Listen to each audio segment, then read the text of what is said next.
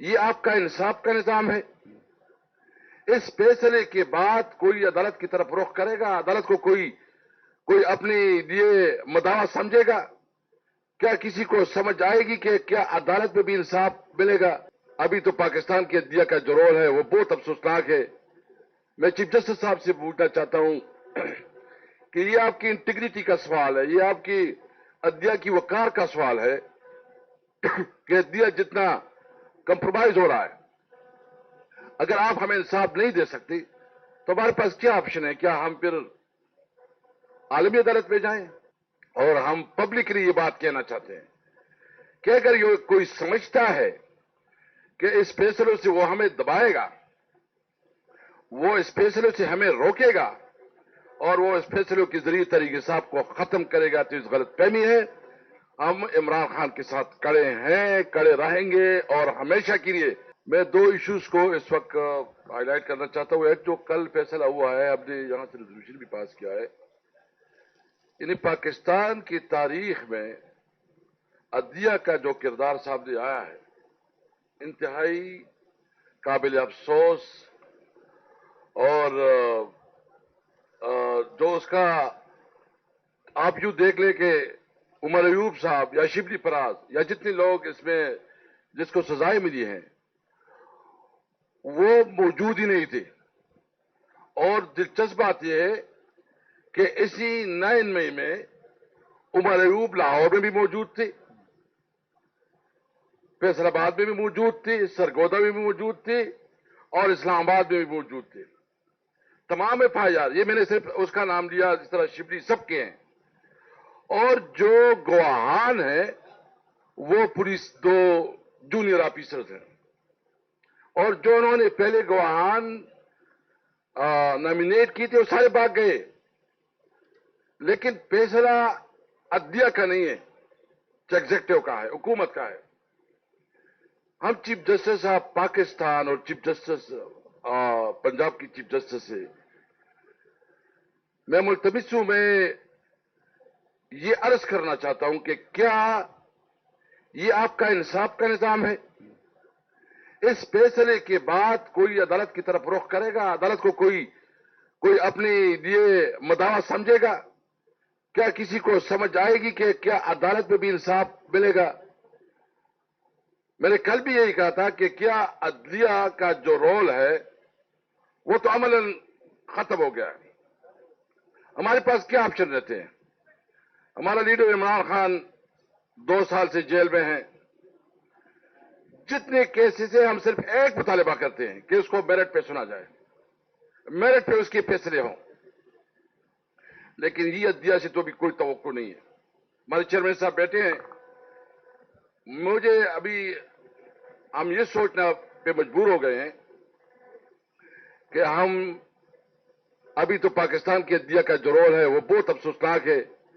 میں chief justice صاحب سے پوچھنا چاہتا ہوں کہ یہ آپ کی انٹیگریٹی کا سوال ہے، یہ آپ کی عدلیہ کی وقار کا سوال ہے کہ عدلیہ جتنا کمپرومائز ہو رہا ہے، اگر آپ ہمیں انصاف نہیں دے سکتے تو ہمارے پاس کیا آپشن ہے؟ کیا ہم پھر عالمی عدالت میں جائیں؟ کیا ہم انٹرنیشنل کورٹس پہ جائیں؟ تو ایک تو کل کے فیصلے میں ہم نے کل اس کی مذمت بھی کی، اور ہم پبلکلی یہ بات کہنا چاہتے ہیں کہ اگر یہ کوئی سمجھتا ہے کہ اس فیصلوں سے وہ ہمیں دبائے گا، وہ اس فیصلوں سے ہمیں روکے گا اور وہ اس فیصلوں کے ذریعے طریقے صاحب کو ختم کرے گا، تو اس غلط فہمی ہے۔ ہم عمران خان کے ساتھ کڑے ہیں، کڑے رہیں گے اور ہمیشہ کے لیے اس نیریٹو کے ساتھ ہیں۔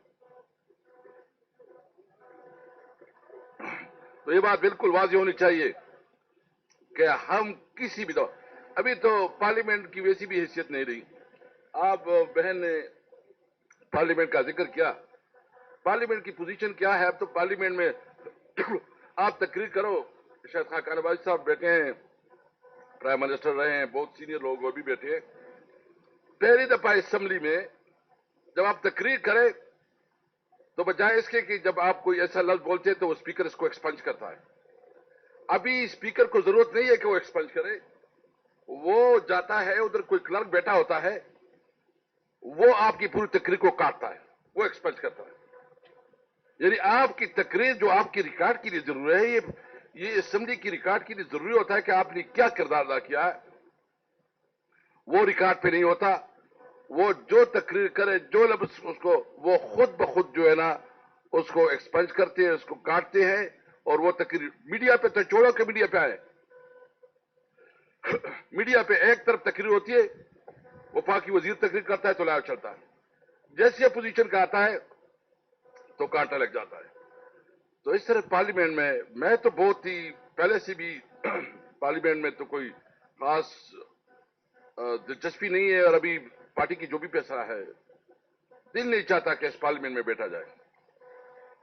جس طرح یہ رویہ رکھا جا رہا ہے, پارلیمنٹ کو جتنا بے توقیر کیا گیا, تو ہم یہ سمجھتے ہیں کہ اس وقت یہ پارلیمنٹ عملاً پارلیمنٹ نہیں ہے بلکہ مجلس شورا ہے, اور مجلس شورا سے بھی اس کی پوزیشن کمزور ہے. مجلس شورا میں بھی کوئی کچھ تو بول لیتا تھا, ابھی تو کوئی وہ نہیں ہے. اور اس وقت ایک شیم ڈیموکریسی, فاشسٹ حکومت, پارم 47 کی حکومت جو ہے نا وہ قائم ہے, اور وہ جائز اور نہ جائز, اس کو بھی شرم و حیا بھی نہیں ہے, ابھی یہ احساس بھی نہیں ہے کہ کوئی لوگ کیا کہیں گے. وہ جو دل میں چاہے وہ فیصلہ کرے, اس کو کوئی پرواہ نہیں ہے قانون کیا ہے, آئین کیا ہے, دستور کیا ہے, رواج کیا ہے, اخلاقیات کیا ہے, کسی چیز کی ابھی ان کو کوئی پرواہ نہیں ہے. تو ہم انشاءاللہ اپنی جدوجہد جتنی بھی ہمارے پاس اپرچونٹیز ہے, اگر کوئی کہتا ہے وہ میرے کل کوئی تبصرہ سنا کہ طارق صاحب کے پاس تمام آپشن ختم ہو گئے, کوئی آپشن ختم نہیں ہوا, ہمارے پاس ہر وقت آپشن ہے. ہم انشاءاللہ عوام کے پاس بھی جائیں گے. ہم جو آج اعلامیہ آج نکلے گا, اس کی روشنی میں اپنی جدوجہد بھی جاری رکھیں گے, اور زیادہ زور سے کریں گے. اور ہمارا مطالبہ بنیادی یہی ہوگا کہ ملک میں آئین کی بالادستی کو تسلیم کیا جائے, ملک میں قانون کی حکمرانی کو تسلیم کیا جائے, ملک میں سویلین سپریمیسی کو تسلیم کیا جائے, ملک میں پارلیمنٹ کو اس کا صحیح حق, جو اس کا حق ہے, جو صحیح نمائندوں کے ذریعے وہ پارلیمنٹ ہو, جو عوام کی نمائندے ہو, اور وہ پارلیمنٹ تمام فیصلوں کے ذمہ دار ہو. اور ہم ہر صورت میں اس ملک میں چاہتے ہیں کہ تمام مکتب فکر کی نمائندگی ہو. میں ایک دو باتیں امن و امان پہ کروں گا, چونکہ میں جس صوبے سے تعلق رکھتا ہوں, اس وقت ادھر شدید مسائل ہے, ہمارا صوبائی حکومت بھی ادھر ہے, ہم ان کے ساتھ بھی رابطے میں ہیں, اور ہم کسی طور پر چیئرمین صاحب بھی بیٹھے, ہماری پالیسی ہے کہ ہم کسی آپریشن کو نہیں مانتی. ہم سمجھتے ہیں کہ وہاں کا جو رواج طریقہ ہے, اگر وہاں کو لا اینڈ آرڈر کی سچویشن ہے تو اس کے لیے آپ کے پاس انٹیلیجنس کی بہت کافی ادارے ہیں, اور اس کی ذمہ داری ہے کہ وہ انٹیلیجنس بیسڈ جو کارروائی ہو سکتی ہے. لیکن ہم کسی صوبے میں کسی جگہ پہ آپریشن کو نہیں مانتے, اور ہر صورت پہ ہم آپریشن کی, کیونکہ ہماری پارٹی کا یہ واضح پالیسی ہے. عمران خان نے ہمیشہ آپریشن کی مخالفت کی ہے, تو ہم کسی طور پر کسی آپریشن کی حمایت نہیں کریں گے, اور ہم ہر صورت میں اس کی مخالفت کریں گے. دوسری بات یہ ہے کہ ابھی ہم نے اعلامیہ بھی شامل کیا ہے کہ جو ہمارا فاٹا, اور جو فاٹا کے خاص کر بلوچستان کے جو ایریا ہے, جو بارڈرز ایریا ہے, یہ ہمارا سارا دارومدار افغانستان کے ساتھ تجارت پہ. اب جب مجھے ایک ذمہ داری ملی تھی تو اس وقت ہم نے فاٹا میں جو خرلاچی, انگورنا اور غلام خان میں ٹریڈ روٹ پہ کاروبار شروع کیا. ہم نے ترخم پہ جو ہماری فیسلٹی تھی, اس میں ہم نے ایف آئی اے, اس میں ہم نے کسٹم, اس میں ہم نے این ایل سی, اس کو انہانس کیا, اس کو زیادہ فیسلٹی دی.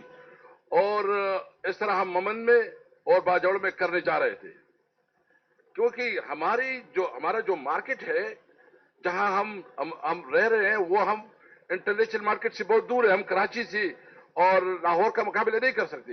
ہمارے لیے سوٹ کرتا ہے افغانستان, سنٹرل ایشین کنٹری اور رشین اسٹیٹ.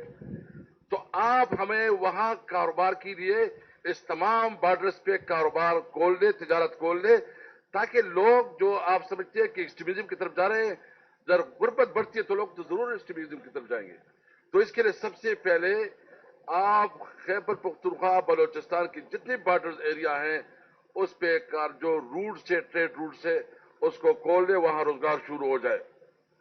دوسری بات یہ ہے کہ ہمارے وقت میں جب ہماری حکومت تھی تو میں بالکل آپ دیکھ سکتے ہیں کہ کوئی ڈرون اٹیک نہیں تھی, کوئی جو ہے نا بم دھماکے نہیں تھی, کیونکہ ہم نے جو پالیسی بنائی وہ پالیسی ہم نے اپنی جو پڑوسی تھی اس کے ساتھ ہم نے ایک فرینڈلی پالیسی بنائی, وہاں ہم نے کاروبار شروع کیا.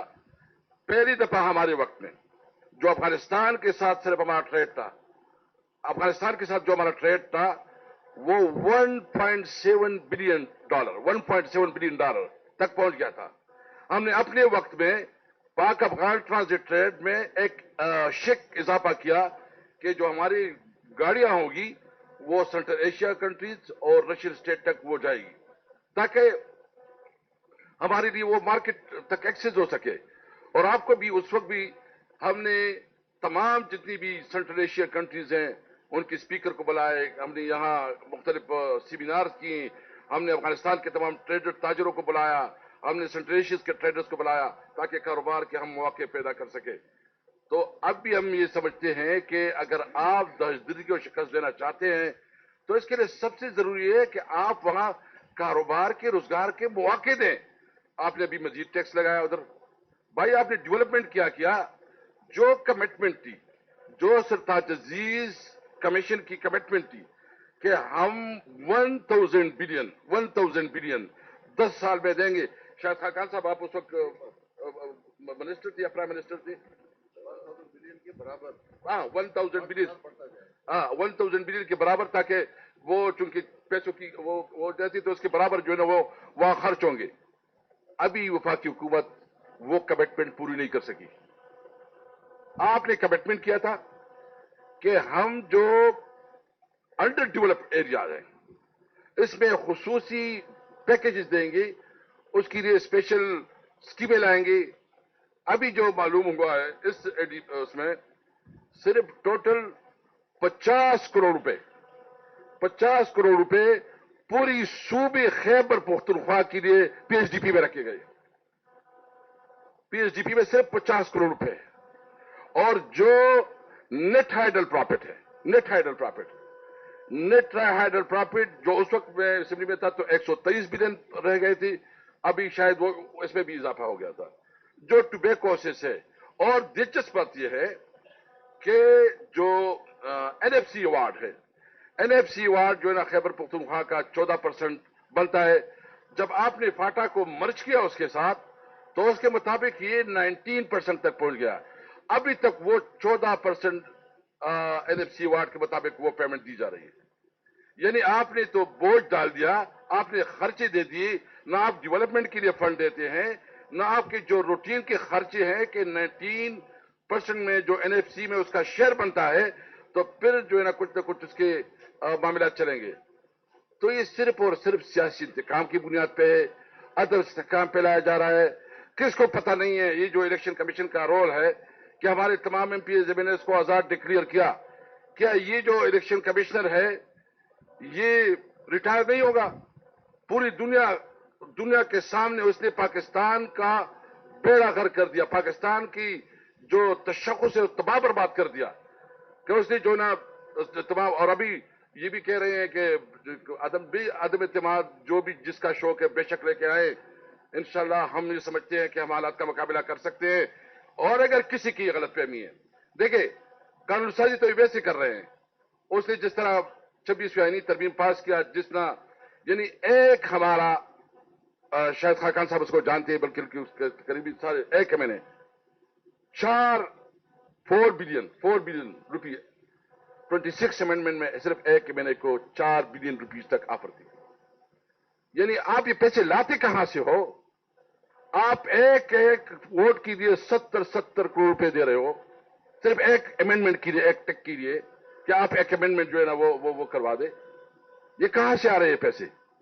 تو یہ ظلم کر رہے ہیں. اس نے ملک کی معاشی حالت تباہ برباد کر دی, اس نے اخلاقیات کا بیڑا غرق کر دیا, اس نے نوجوانوں کے اندر جو مایوسی پونکی ہے.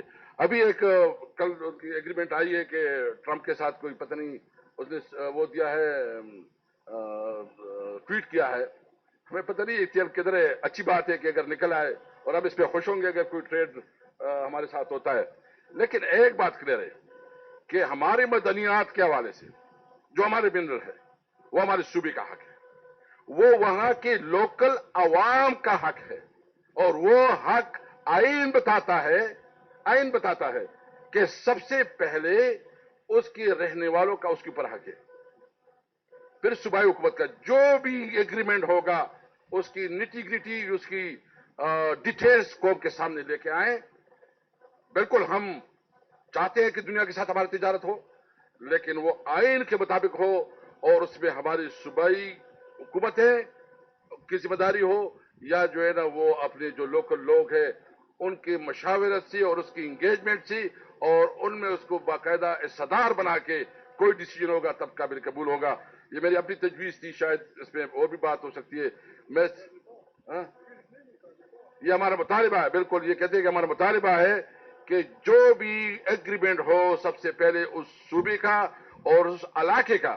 اگر باجوڑ کے ہیں تو باجوڑ کے لوگوں کا حق ہے سب سے پہلے, اگر ممن کا ہے تو ممن کے علاقے کا, یا بلوچستان میں کسی علاقے میں ہے, یا پنجاب میں ہے, یا سندھ میں ہے, جس علاقے کا جو حق ہے. یہ ملک تب آگے بڑھ سکتا ہے, اس ملک میں تب ترقی آ سکتی ہے جب انصاف ہوگا, جب قانون ہوگا, جب ملک میں ہر شہری کو احساس ہوگا کہ میری رائٹس, میرے حقوق برابر ہیں. میں ماشاءاللہ محمود خان صاحب, میں آپ کا مبارکباد بھی دیتا ہوں, اور میں جو مصطفیٰ صاحب ہے اس کا شکریہ بھی ادا کرتا ہوں کہ انہوں نے بہت اچھی ایک ہمیں فیسلٹی دی ہے.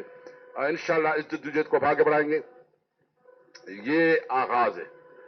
اس روشنی میں جو آج ہمارے متفق ہے تمام پولیٹیکل پارٹیز اور تمام جو این جی اوز ہے یا سول سوسائٹی سے لوگ ہیں, ہم امید رکھتے ہیں کہ انشاءاللہ پاکستان کو اور اس ملک کو جو ہے نا قائد اعظم کا پاکستان بنانا اور اس ملک کو ایک عظیم ملک بنانا ہم سب مشترکہ جدوجہد کریں گے. انشاءاللہ عمران خان ڈٹ کے کڑا ہے. عمران خان کسی طور پہ اصولوں پہ کمپرومائز نہیں کرے گا. عمران خان انشاءاللہ عزت اور وقار سے نکلے گا. ہم کسی سے بھیک نہیں مانگیں گے, ہم دبیں گے نہیں, ہم پیچھے نہیں ہٹیں گے. جی تھینک یو, السلام علیکم.